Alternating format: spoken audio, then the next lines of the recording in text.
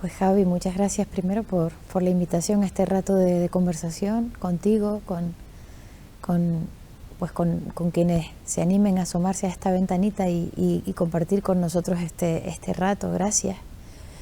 Yo, yo creo que la música no tuvo que despertar en mí, sino que nacimos juntas de alguna forma, o nació conmigo, porque bueno, en la panza de mi madre fui a Venezuela a un viaje con los Chincanairos, que era un grupo folclórico de Icó de los Vinos. Se creó en los años 70 y fue un grupo importante en su momento. Mi madre fue a Venezuela sin saber que yo iba con ella, la iba acompañando. Y ahí yo creo que empezó a gestarse todo. Luego tuve la suerte de que mi abuela tenía unos buenos brazos para acunarme y cantarme nanas, y mi abuelo, a quien perdí a los 3 años, pero fueron 3 años que siempre recordé porque él me llevaba a dar paseos y me contaba historias y por las noches me cantaba canciones. Y después de mi abuelo vinieron las parrandas en casa, subía mi tío Chano, que también él y mi padre eran solistas de este grupo de los Chincanairos, y hacían parranditas en casa. Entonces yo creo, y dice mi madre, que aprendí primero a cantar que a hablar, porque era un lenguaje algo muy natural en nuestra familia. Después de eso, la primera vez que empiezo a cantar, digamos, en público, la primera vez que canto en público fue en un festival de elección de reina del carnaval en el Cine Apolo de mi pueblo, de Icó de los Vinos, cantando Amapola, que era una canción tradicional gaditana que mi abuelo me la cantaba, y pues ahí salí yo disfrazada de amapola cantando esa canción, por la cual ya pues mis amigas de GB, del cole y de todo el colegio, cuando íbamos en guaguas, aquellas guaguas que íbamos de excursión, me pedían que la cantara y ellas la coreaban. Así que ahí fue empezando todo y fue una bonita infancia, la verdad es que sí. Sí, es que la música es que era para mí hasta una forma de comprender el mundo, de comprender aquellas imágenes que se me mostraban a nivel de sonoro y no a nivel visual. Por ejemplo, cuando había dibujos animados, la música era una forma fantástica de comprender e imaginar. Comprender de otra manera. Yo a lo mejor me estaba imaginando otras cosas que no eran las que sucedían, pero el escuchar esa música que estaba pensada para describir y acompañar las escenas era algo hermoso. Y en las bandas sonoras, ¿no? Yo no sé si es más bonito ver los besos, claro, será precioso verlos, pero imaginar lo que pasaba cuando subían el volumen de la música, aquellos temas románticos, era flipante. Entonces, es que la música siempre ha sido el acompañamiento de mi vida, de las canciones, en canciones y en silencio, siempre ha estado ahí, ¿no? Luego, después de todo esto que te he contado de la actuación a los 5 años y tal, vino el coro de mi pueblo, que yo entré con 10 años, con una profesora de música que estuvo conmigo desde los 3, Teresa Tricás, una mujer que estuvo conmigo durante 20 años de mi vida enseñándome. Y también entré en una rondalla de mi colegio, es decir, que antes de empezar más profesionalmente en esto, yo empecé a trabajar en la música desde los 12 años, pero antes de eso ya había acompañamiento musical en distintas actividades escolares, extraescolares y de casa y de todo tipo. Sí, es hermoso porque hay percepciones un poco locas, porque cuando escuchas determinadas músicas llegas a pensar literalmente, la música nos está besando o nos está abrazando la música o nos acaricia o pues u otras cosas, ¿no? Pero como hay músicas para cada estado anímico y para cada gesto y para cada acción, o sea, la música es la vida.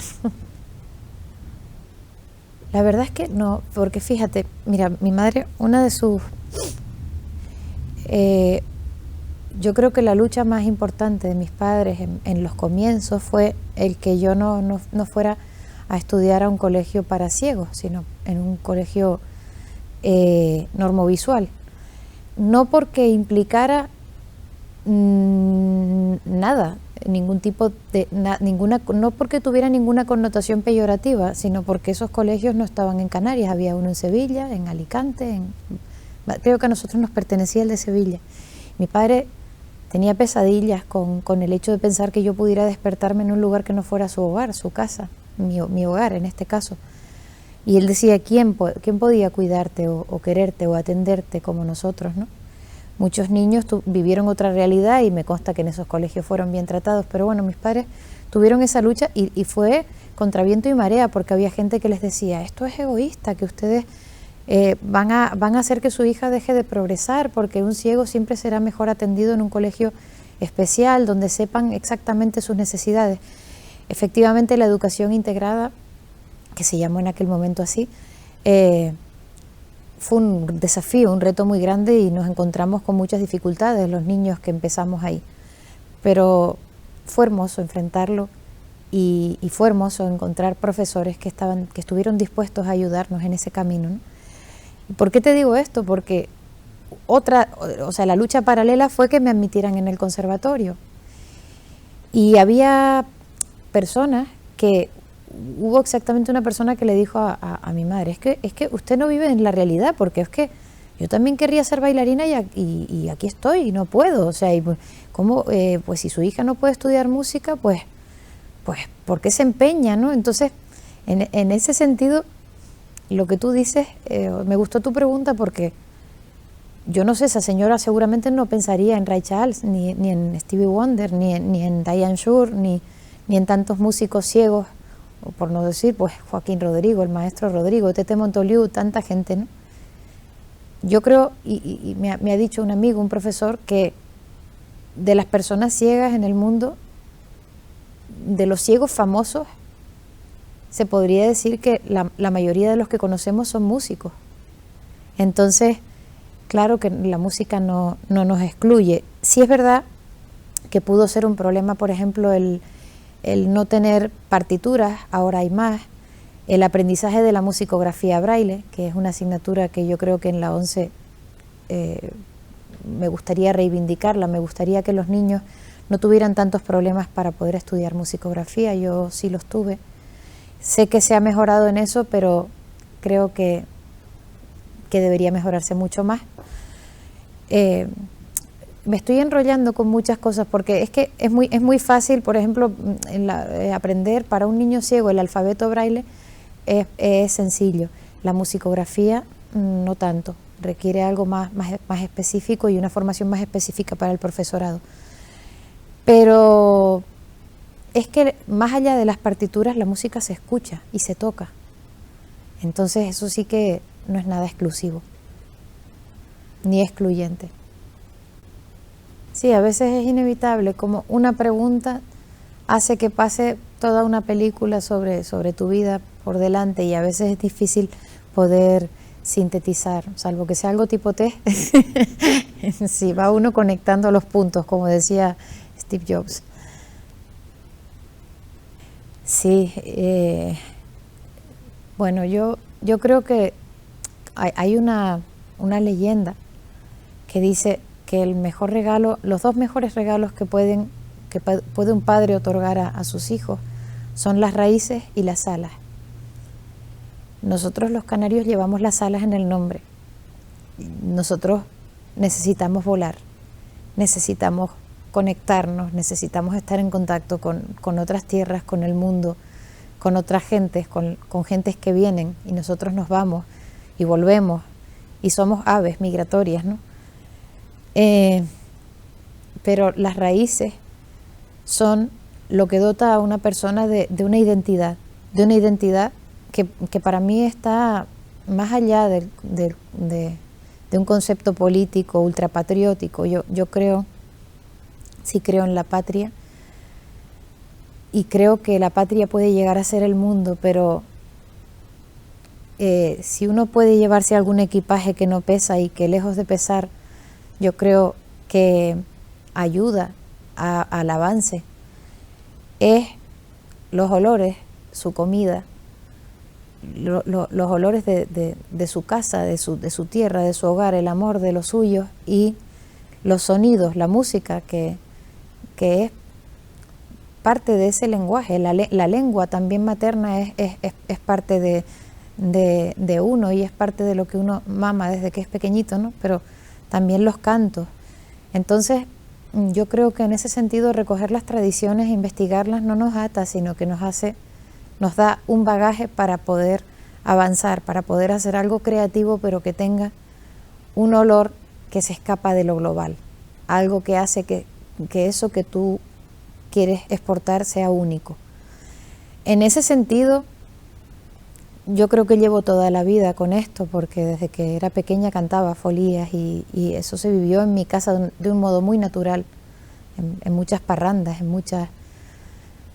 Luego, a partir del 2000, 2001, por ahí conocí a una mujer que me cambió la vida, Carmen Nieves Luis García, una musicóloga que bueno, para mí es de las personas que más he llegado a querer, y alguien a quien respeto mucho, y ella tiene un trabajo, ha recogido muchísimos, tiene un archivo enorme con grabaciones de campo, de muchos cantos, y he tenido el honor de trabajar con ella codo a codo en la transcripción a partitura de esas grabaciones.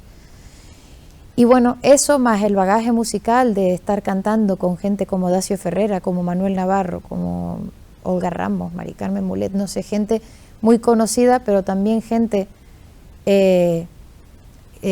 anónima, ¿no? Porque todo eso ha conformado un bagaje de cantos canarios y de acercamiento a mi cultura tradicional que no lo cambio por nada, la verdad. Claro, porque cuando más estudias lo tuyo, más te das cuenta de que es único, pero también que está emparentado con otras cosas que escuchas, ¿no? Tú puedes oír a una mujer canaria tradicional cantando un arrorró y sorprenderte, porque podrías decir, si le quito la letra, podría ser una tunecina. O sea, y ahí también el reto de los musicólogos, ¿no? De cuando están escuchando ritmos o cantos o melodías, que dices, pues mira tú qué parecido tiene esta línea melódica con este canto que está en África, o que está en un cierto país, y además los canarios, que tenemos ahí unas raíces que yo no sé, pero si ocuparían un montón, porque están ahí interconectadas, tenemos por lo menos una tricontinentalidad importante, cuando menos, y estamos ahí en un lugar de paso tremendo. Entonces realmente es algo apasionante, sí. Sí, yo, la verdad, y sin querer que esto suene un poco pretencioso o ingenuo, no sé, me gusta, yo creo que la gratitud es una forma de vida, es una actitud ante la vida. La gratitud, cuando alguien decía, gracias más por favor. Dar las gracias no es una obligación, es una necesidad. Dice, bueno, doy las gracias por la ceguera. No sé si exactamente es así, pero no todas las cosas que la ceguera ha traído a mi vida son malas. Evidentemente, admiro lo que es la percepción del ser humano con todos los sentidos, ¿no?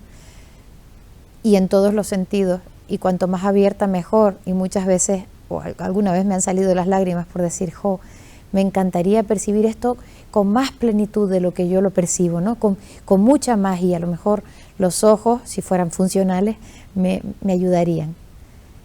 Pero también la ceguera, o por lo menos tal como yo la he vivido desde que porque nací así, esto es parte de mi condición desde que vine al mundo, me ha hecho mirar mucho hacia adentro, y me ha hecho desarrollar otros sentidos, otras percepciones, pues precisamente en ese empeño que creo que es natural de querer asir el mundo, de querer comprender.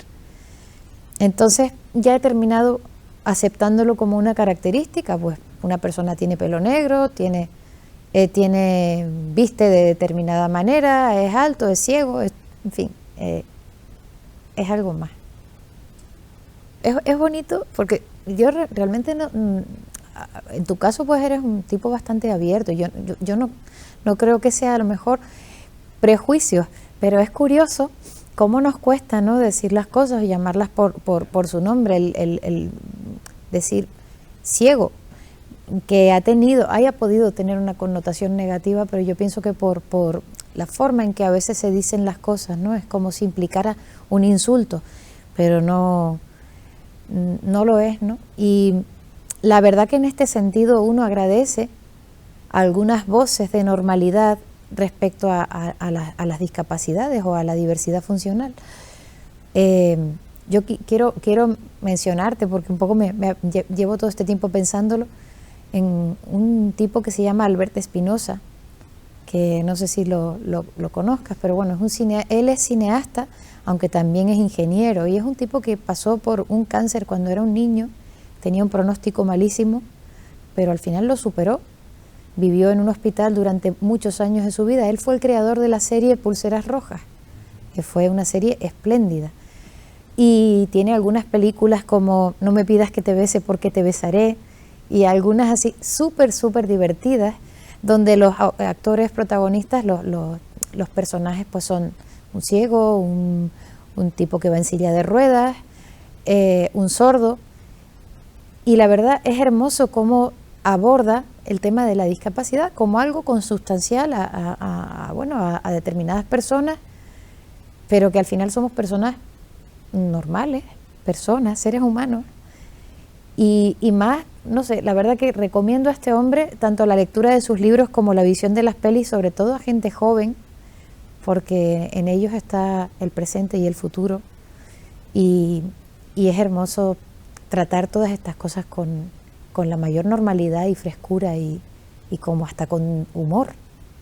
El humor sí que es una herramienta fantástica para abordar cualquier situación de la vida.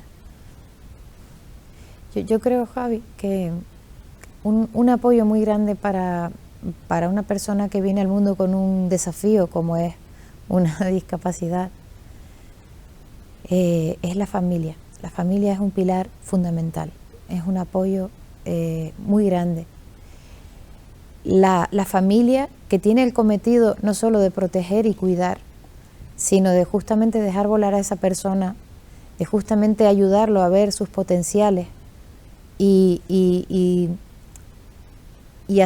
ayudar a esa persona a crecer y a hacerse mayor en eso justamente que hace que esa persona sea única, ¿no? Porque pues bueno, a mí en el PAC vino la ceguera, pero también el hecho de cantar pues medianamente bien. Entonces, claro, no sé si mi familia en ese sentido me hubiera cerrado las puertas y hubiera dicho, pues no, pues tú te pones a estudiar, pues tú lo quieras o no, tienes que ser bailarina o tienes que estudiar derecho o no sé, pues a lo mejor me hubieran podido cerrarme las puertas. Yo creo que en ese sentido es súper, pero vital el papel de los padres, de cuidar la autoestima de sus hijos, de esos hijos especiales de alguna manera, pero normales también, porque es que todos traemos cosas que hacemos peor y cosas que hacemos mejor, y todos tenemos algo que es menos funcional que las otras partes de nuestro cuerpo, o sea, en una u otra medida, ¿no?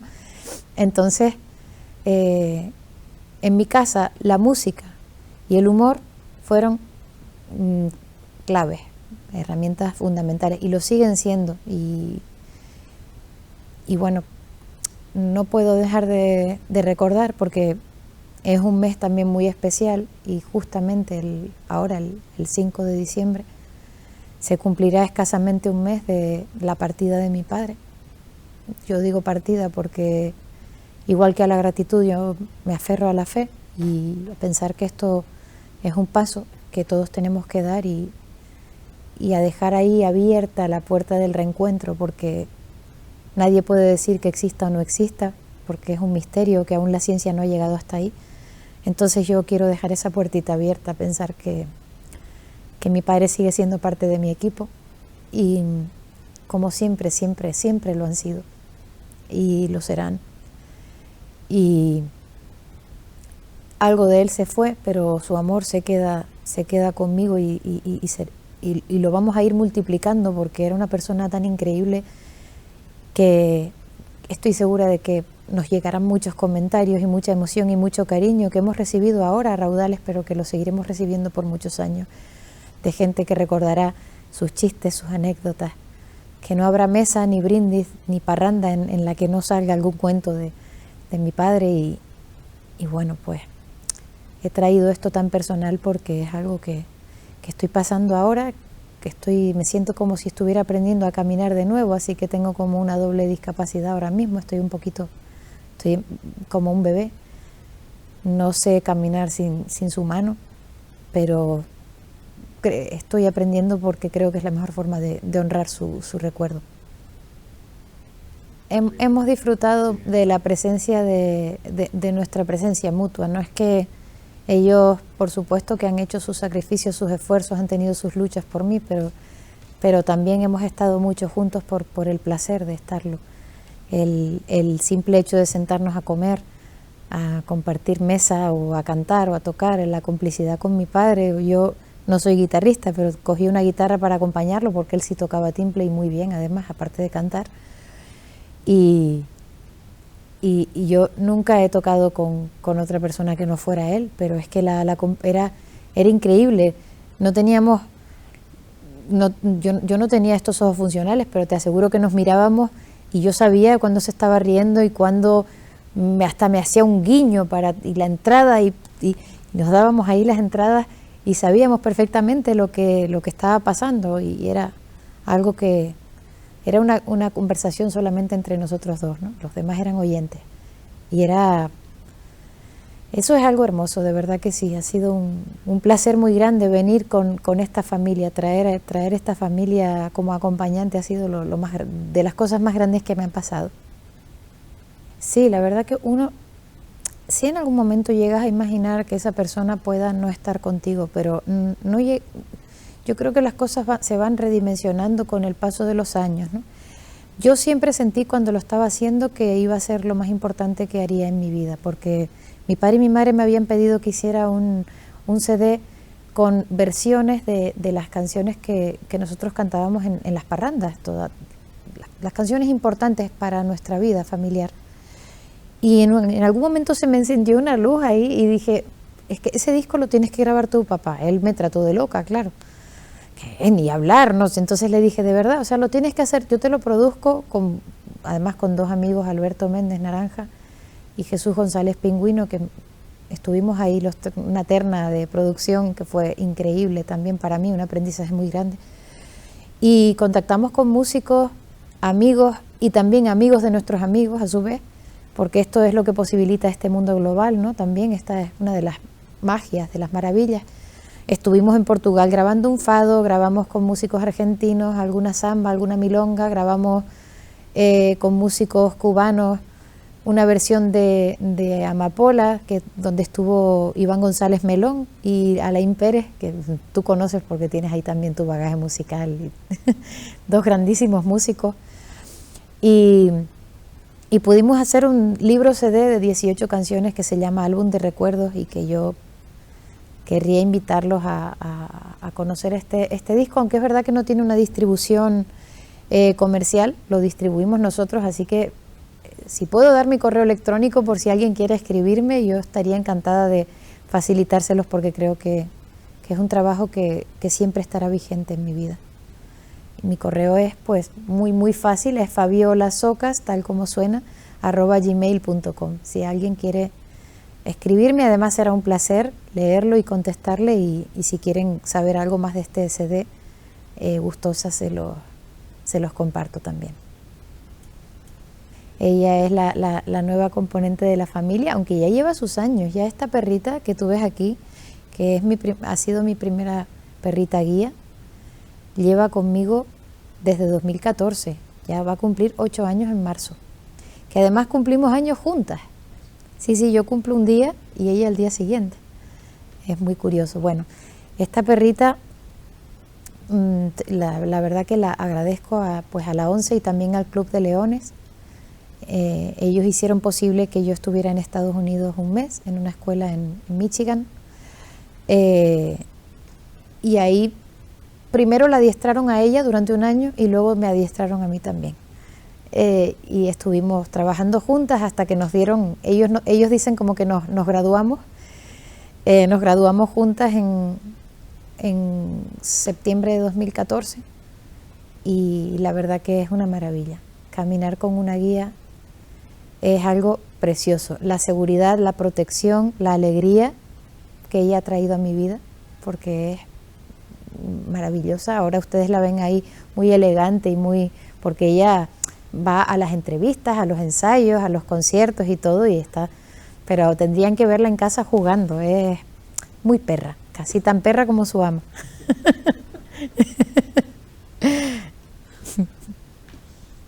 Pues mira, es un tema amplio porque hay muchas cosas de las que podríamos hablar y otras que a lo mejor ni me vienen a la mente, pero que si las vives en contexto dices, mira tú, esto tendría que ser así o así.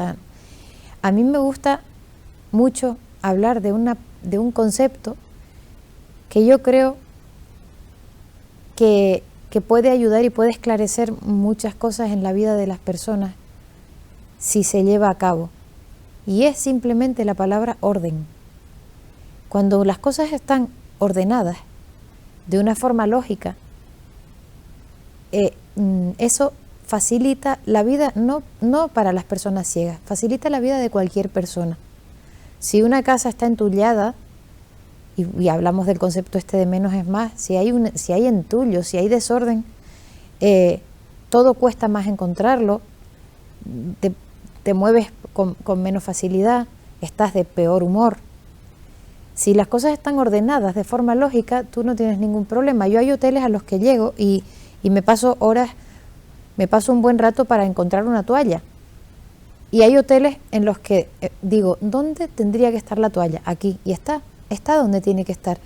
Y a lo mejor no es un hotel que diga en su cartel que está adaptado para una persona con discapacidad, pero tiene un orden lógico. Muchas veces no nos planteamos cuando diseñamos un espacio, cuando decoramos, no nos planteamos cuál es el orden lógico de las cosas. Yo creo que ese concepto, solamente ese, ya haría una diferencia grande.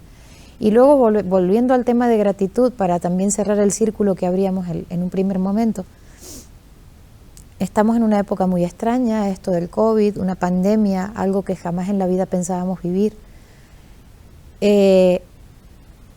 Claro que no es nada bueno, pero ha traído cosas buenas, ha hecho que las personas se coman la cabeza para pensar de una forma inteligente y acometer soluciones inteligentes para todos, ¿no?